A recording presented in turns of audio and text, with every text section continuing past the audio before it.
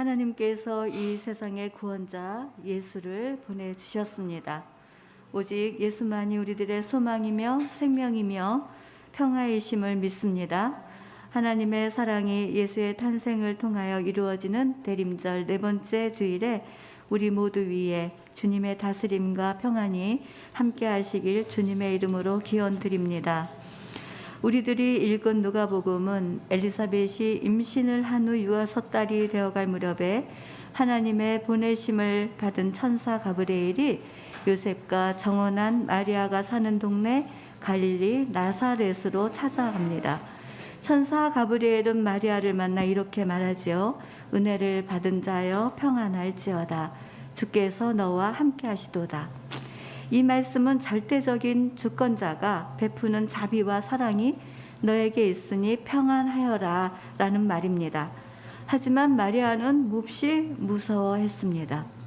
우리들이 하나님의 은혜가 많고 성령으로 충만한 그런 지경을 간다 할지라도 때때로 찾아오시는 하나님 앞에 무서울 수 있겠구나 하는 그런 생각을 한번 해보지요. 그러고 나서 천사는 마리아에게 31절에 보라 내가 잉태하여 아들을 낳으리니 그 이름을 예수라 하라. 그리고 그가 큰 자가 되고 지극히 높으신 이의 아들이라 일컬어질 것이요 주 하나님께서 조상 다윗의 왕위를 그에게 주시리라. 영원히 야곱의 집을 왕으로 다스리실 것이며 그 나라가 무궁하리라 하고 전해 주었습니다. 무서움 가운데 있는 마리아에게 천사는 앞으로 일어날 일에 대해서 말하고 있는데 그 이야기가 여상하지 않았습니다. 처녀의 몸에 아기가 잉태되고 그 잉태된 아기는 예수의 이름으로 자기 백성들을 죄에서 구원할 자로 부르게 될 하나님의 아들이라는 것입니다. 하나님의 아들로서 하나님의 백성들에게 왕의 권세로 다스리며 그 다스림은 영원하신 분이라는 것이었죠. 마리아에게 들려진 이 소식이 얼마나 크고 무섭고 놀라운 일이었겠습니까? 기뻐하기도 하지만 작고 보잘것없는 여자의 몸에 하나님의 아들이 잉태되어진다는 것은 분명히 무서움이었을 것입니다. 우리 결혼하신 분들은 임신을 하게 되면 태몽을 꾸게 되는데 태몽이 어떠냐에 따라서 앞으로 낳을 우리 아기가 어떤 사람이 될 것인가에 기대를 걸기도 합니다. 그래서 태몽을 꿈을 잘 꾸면 기뻐하고 즐거워한다고 하거든요. 그렇지만 이 기쁜 소식을 듣고도 마리아는 몹시 무서움에 떨고 있었습니다. 그렇게 무서움에 떨고 있던 마리아에게 하나님의 진실이 전해지는 순간 마리아는 다스림과 순종이 일어나고 있다는 자기 의식 안에서 이제 예수 이름으로 왕권과 주권이 확립이 된다는 것에 점점 소망이 생겨나기 시작을 합니다. 어떻게 마리아에게 이런 은혜가 임했을까를 생각해 보면 마리아는 그 세대를 이해하고 있었고 자신의 처지가 얼마나 비천한 존재인지를 알고 있었습니다. 뿐만 아니라 자신이 살아가는 공동체에 대해서 애타는 마음, 그리고 하나님을 향하여 간절히 구원자를 기다리는 신앙의 사람이었다는 것을 우리들은 알 수 있습니다. 시편 기자는 하늘에서 하나님을 간절히 찾고 구하는 자가 어디에 있는가를 살피신다고 한 그 말씀대로 마리아는 하나님을 향하여 구원자가 오기를 기다리고 사모하고 있었을 것입니다. 어디 마리아뿐이겠습니까? 하나님께서 시대마다 들어쓰시는 사람들의 이야기는 성경 전체에서 나타나고 있습니다. 마리아는 무서웠어도 점점 하나님께서 어둠 가운데 불안한 나날을 지새우고 있는 자기 백성들을 구원해 가신다는 깨달음에 마음이 설레이기 시작을 했습니다. 그때 천사는 마리아가 안심하고 받아들일 수 있도록 엘리사벳의 이야기를 들려줍니다. 나이가 늙어서 임신을 할 수 없는 엘리사벳의 임신을 한 지 6달이 되었다는 이야기였습니다. 처음 임신을 한 이 성육신으로 잉태되어진 아들 예수를 몸에 담은 마리아는 이제 먼저 그 임신을 했다라고 하는 엘리사벳의 소식이야말로 불가능한 일에서 가능한 일로 마리아에게 확신으로 다가왔을 것입니다. 하나님의 아들 예수, 그분은 이렇게 하나님의 다스림을 받은 한 사람 마리아 여인의 순종을 통해서 세상에 오시게 된 것입니다. 지금 시대를 살아가는 우리들에게도 마리아처럼 하나님의 다스림을 받는 한 사람의 순종을 통해서 하나님의 뜻이 이루어짐을 우리들은 믿습니다. 찾아오시는 하나님의 말씀 앞에서 다스림과 순종함으로 나아간다면 무서움이 아닌 설레임으로 한 걸음씩 한 걸음씩 인도해 가시는 우리를 도우시는 하나님을 경험하게 될 것입니다. 그러므로 믿음의 눈으로 나에게 이루어지기를 요구하는 것이 무엇인지를 알고 다스림을 받아 순종하며 설레임으로 주님 곁에 다가가는 우리 모두가 되기를 소망합니다. 하나님께서는 마리아가 천사의 이야기가 진실인 것을 믿을 수 있도록 사귐을 갖게 하셨습니다. 그리고 소통을 통하여 온전한 믿음으로 주님의 뜻이 나를 통해서 이루어지리이다라는 고백을 마리아의 마음으로 동의하게 하셨습니다. 사람들은 어떤 일을 시작하기 전에 친밀한 교제와 사귐을 갖기보다는 먼저 믿습니다로 시작을 하는 것 같습니다. 그러다 보니 내가 믿는 대로 되지 않을 때 무엇인가 혼돈을 겪기도 하고 혼란스러워 갈등 가운데 빠지기도 합니다. 그러다가 주님의 친밀한 사귐과 교제를 갖게 된다면 그 일이 나에게 어떤 의미로 다가오는지에 대한 깨달음을 갖기 때문에 온전한 믿음 안에서 주님의 뜻이 이루어지기를 기다리는 믿음의 온전함을 갖게 되는 것이지요. 마리아는 진실을 전해주는 천사와 마주하면서 사귐을 갖는 결과 생명을 낳을 수 있는 믿음의 선한 용기가 일어나기 시작을 한 것입니다. 우리들의 믿음도 마리아와 같기를 원합니다.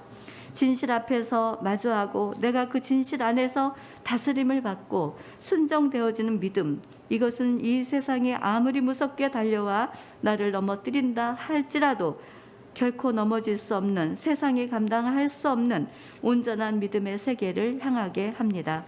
그러기에 내가 깊은 바닷속이든지 험한 산골짜기든지 주님의 뜻이 이루어지리이다 라는 곳이 확신을 갖게 된다면 믿음을 드릴 수 있고 분명히 그곳에서 생명이 흘러가고 또 하나의 열매가 일어나는 것을 보는 은혜를 갖게 될 것입니다. 뿐만 아니라 분명한 것은 하나님께서는 우리들에게 믿음과 확신을 분명히 주신다는 것입니다. 미래에 소망이 없는 우리들을 위하여 예수를 이 땅에 보내주신 아버지 하나님의 사랑은 절대적이며 그리고 그분의 자부심 안에서 이루어진 사실이기 때문에 그렇습니다. 구약의 이사야 선지자는 이러한 하나님의 마음을 이사야서 62장 1절에서 5절에 이렇게 전하고 있습니다. 바벨론의 포로가 되어 나라와 집을 잃고 가족들이 겪는 고통과 절망 가운데 구원의 햇불이 나타나고 이방 나라들이 내 공의를 무당히 다 내 영광을 볼 것이요 너는 여호와의 입으로 정하실 새 이름으로 일컬음이 될 것이며 하나님의 손에 영광이 될 것이다 라는 예언이었습니다. 하나님의 길에서 떠난 이스라엘 백성들이 버림받은 시간들 속에 있지만 다시는 버림받지 않을 것이고 결혼한 신랑과 신부가 연합하듯이 하나님의 강한 의지로 이스라엘 백성들을 온전하게 만들기 위한 하나님의 자부심과 내쫓긴 자들을 돌아오게 하는 하나님의 기쁨, 그리고 이것은 하나님의 열렬한 사랑에 의해서 이루어진다는 것을 증거하는 메시지인 것입니다. 이와 같은 예언은 예수께서 이 세상에 오심으로 인하여 이루어졌습니다. 그리고 그 이름을 믿는 모든 사람들에게 하나님의 자녀가 되는 권세를 주심으로 하나님과 연합하여 이제는 하나님의 자녀라는 새 이름 안에서 하나님의 사랑을 입어 살게 하신 것입니다. 지난 월요일 요양원에 가서 행복이라는 노래를 가르쳐 드렸습니다. 나이 늙어가면서 가족의 품을 떠나 외로운 시간을 견뎌야 하고 또 그리움의 나날들을 이루어가고 있는 집으로 언제 돌아갈지 모르는 그런 상황에서 어르신들은 우울해하고 마음의 평안을 잃어버리기가 쉽습니다. 그런 어르신들의 생애를 생각해 보니 진정한 행복은 하나님의 자녀들이 되었다라고 하는 것을 전달해 드렸습니다. 왜냐하면 세상의 모든 것들은 영원하지 않을 뿐만 아니라 아무리 사랑하는 가족들이라 할지라도 우리의 곁을 떠나게 되어져 있고 결국 우리들은 언젠가 혼자 남게 되는 그 일들이 우리 앞에 점점 풍성해져 간다는 것을 우리의 삶을 통해서 배우기 때문에 그렇습니다.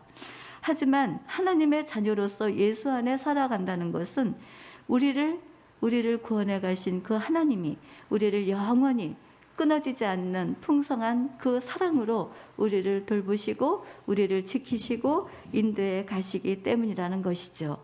이와 같은 메시지를 행복이라는 노래에 실어서 같이 부르는데 매우 어려웠습니다.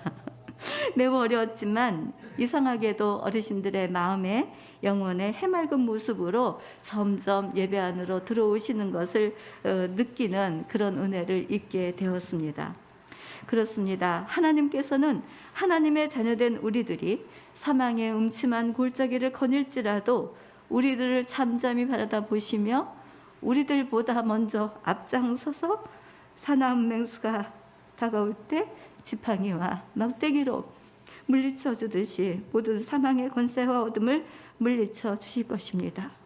어두운 세상에 미래가 불확실하고 불안전하다고 하더라도 우리들의 미래는 하나님께 있습니다. 그러므로 하나님께 소망을 두고 미래를 향하여 담대히 살아가는 우리 모습이 되기를 주님의 이름으로 소망합니다. 마리아는 무서움에서 설레임으로 그리고 소망을 가진 이후에 몹시 기뻐하며 기쁨의 찬송을 부릅니다. 누가복음 1장 46절에서 49절을 같이 읽도록 하겠습니다. 마리아가 이르되 내 영혼이 주를 찬양하며 내 마음이 하나님 내 구주를 기뻐하였음은 그의 여정의 비천함을 돌보셨습니다. 보라 이제후로는 만세의 날을 복이 있다 일컬으리로다.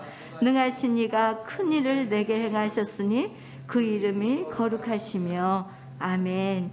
이 얼마나 기쁨에 찬 찬송인지요. 아기가 잉태되어진다는 진실 앞에서의 기쁨입니다.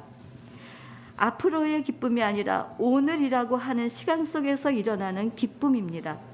만약에 마리아가 미래를 향한 기쁨으로 이야기를 했다면 우리가 알듯이 마리아의 그 이후의 삶의 이야기는 고난의 연속성을 향해 달려가는 듯 하지 않습니까?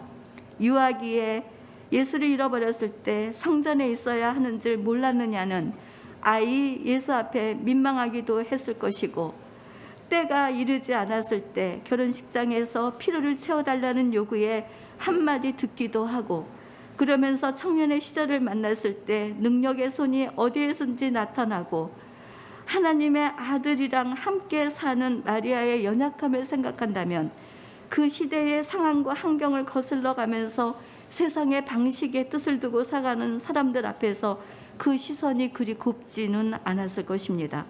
더더군다나 십자가의 예수를 향해서 가는 그 걸음걸음, 예수와 그 어머니 마리아와 들려주는 이 이야기는 묵상할수록 우리들을 향해서 깨닫는 은혜는 너무나 깊고 너무나 깊다는 것을 깨닫게 됩니다.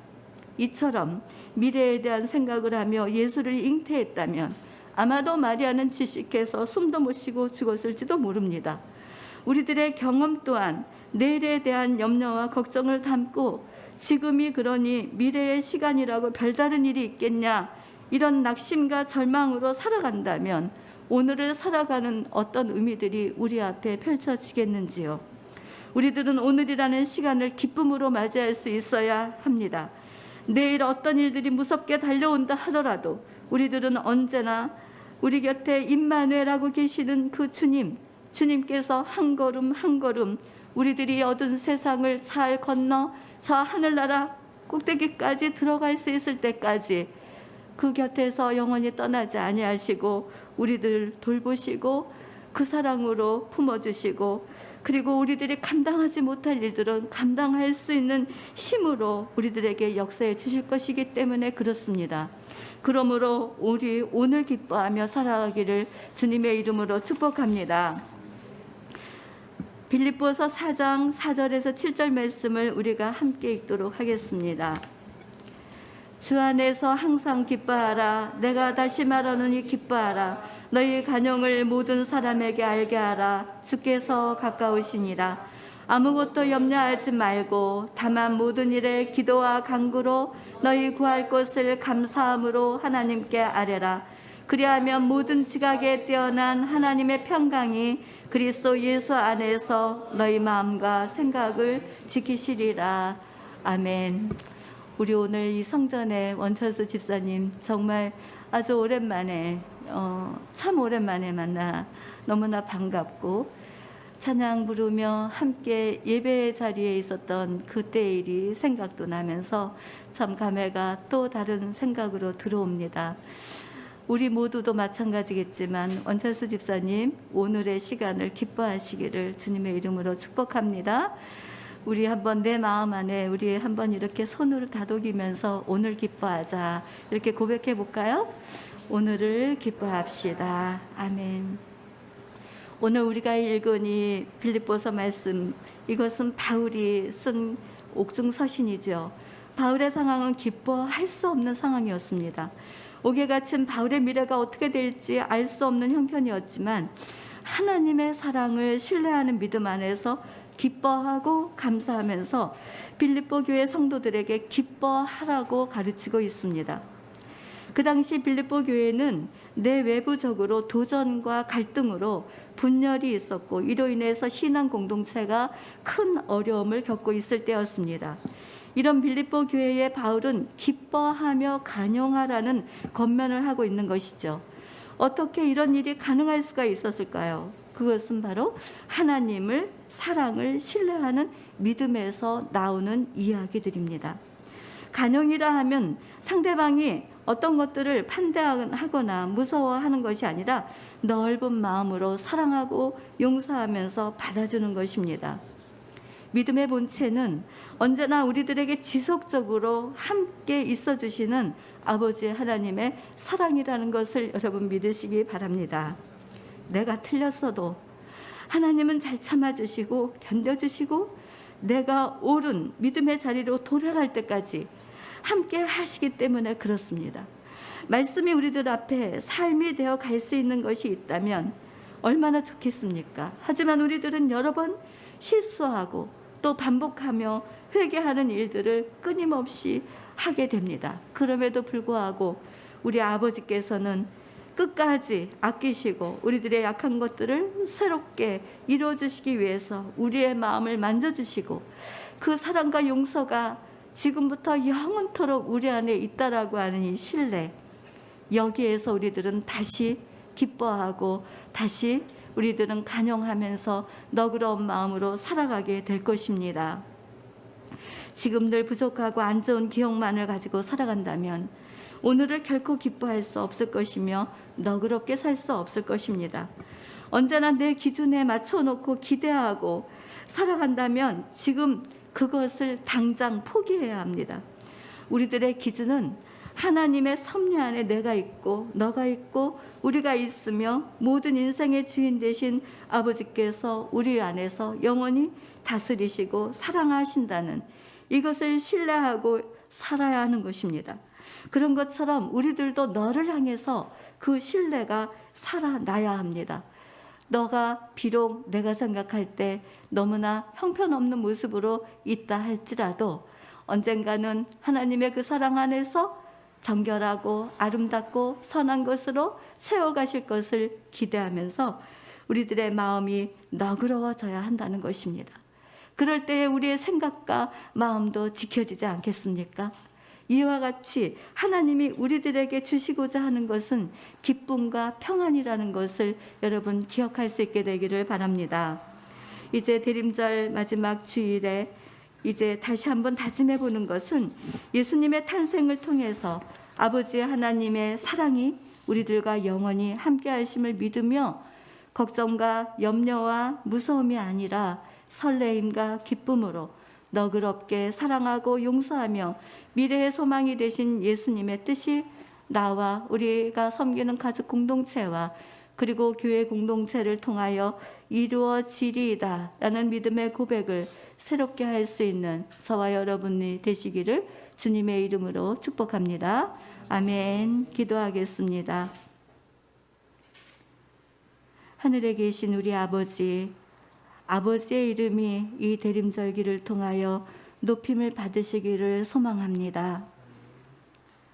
언제나 우리들에게 말씀으로 다가오셔서 너희들이 이렇게 살아가기를 내가 원한다라고 그 뜻을 밝히 보여주시는 우리 아버지 하나님, 우리는 양 같아서 그릇된 길로 갈 때가 자주 있고 우리 안에 실수와 허물을 가지고 살아갈 때 너무나 많이 있고 세상은 우리들을 두렵게 하고 어지럽게 할 만큼 혼란스러운 이때에 우리들의 마음에 무서움이 가득 찰 때가 한두 번이 아님을 주님 앞에 고백합니다.